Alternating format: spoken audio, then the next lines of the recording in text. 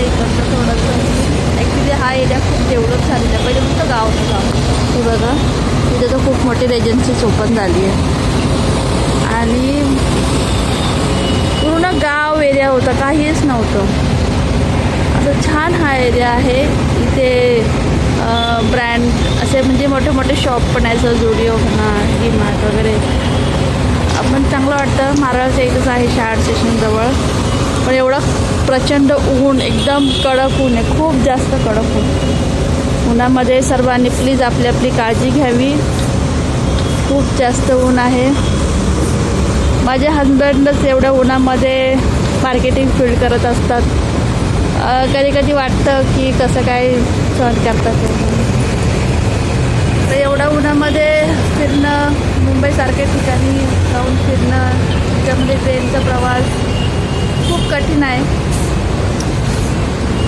तर त्यांना तर त्यांची काळजी घेतात बऱ्यापैकी. आणि अजून पण जे काय असतील माझे फील्डवर्क करत असतील तर प्लीज त्यांनी पण आपली काळजी घ्या सर्वांनी. तर ऊन खूप जास्त आहे. बघा ना, बाहेर जास्त लोक पण दिसत नाही उन्हामुळे. आणि माझ्या सलॉनमध्ये क्लायंट्स पण सगळे दुपार म्हणजे 4च्या नंतर 5च्या नंतरच चालू होतात. दुपारी कोणी क्लायंट्स नसतात, खूप ठिकाणी वेळ असतो. चला तर ॲक्च्युली इथे मला करमतच नाही आहे, कारण माझ्यासाठी ही ब्रांच नवीन आहे. 2-3 दिवसासाठी फक्त मी आलेली आहे. संध्याकाळी ऊन उतरलं की थोडंसं बाहेर येईल, त्यावेळेस मग बाजू.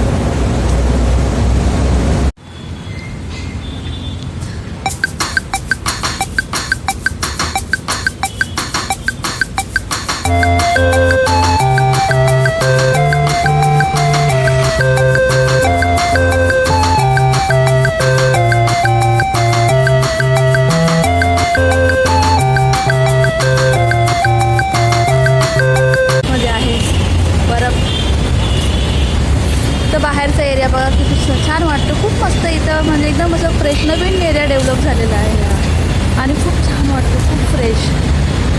पण शेवटी मला माझी ब्रांचेस बरी आहे. 3 दिवस टिकते, कंटिन्यू तर नाही. बघा हा एरिया मी तुम्हाला दाखवते.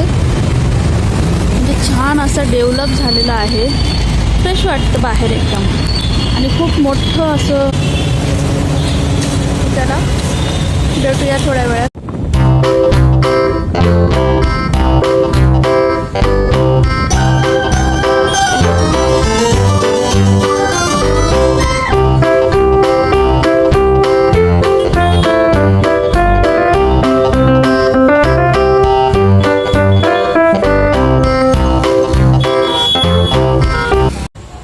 तर मी आता घरी आलेली आहे.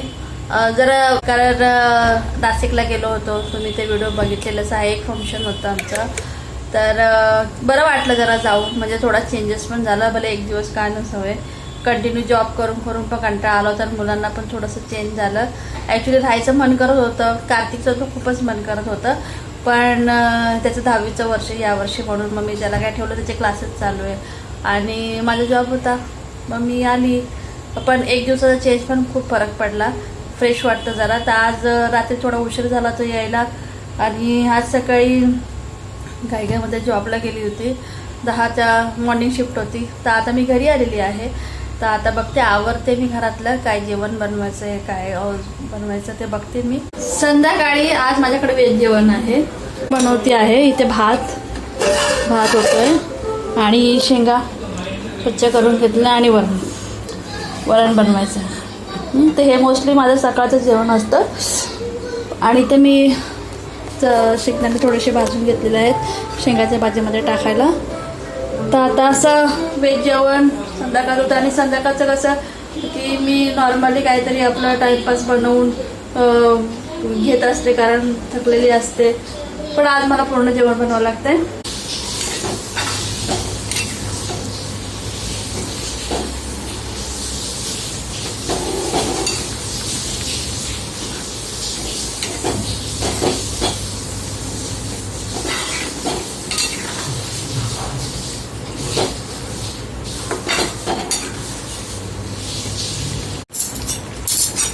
अशी बघा थोडीशी रसरशीत अशी मी ठेवणार आहे. कारण ही शिजल्यानंतर आहे ना घट्ट होईल. शेंगदाणे वाटून टाकलेले आहेत ना,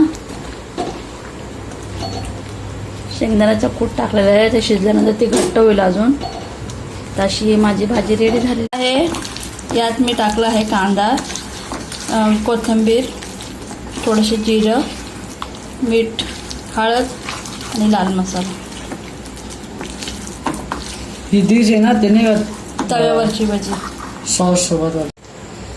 तर हे तव्यावरची भजी आहे, तर आपण तव्यावरती टाकणार आहोत. याला शॅलो फ्राय करतात, डीप फ्राय नाही करत.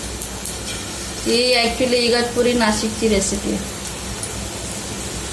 इगतपुरी नाशिकला जास्त फेमस आहे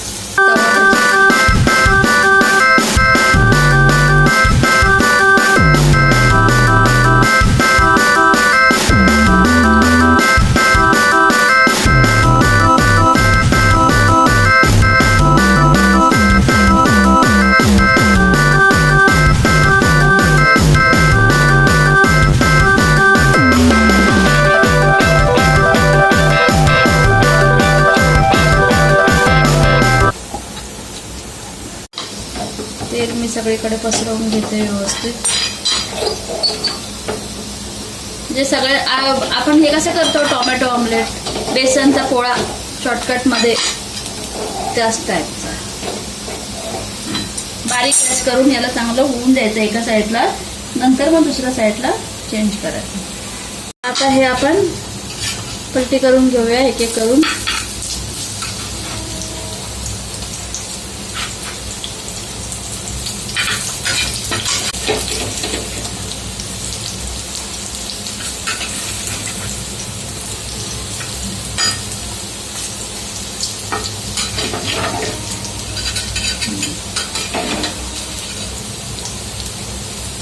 आता अजून बारीक गॅस करून त्याला होऊन देऊ.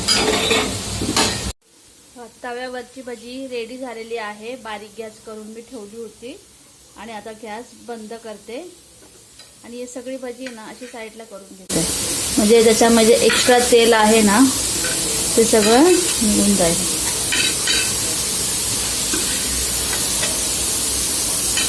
आणि या साईडला डाळ होते.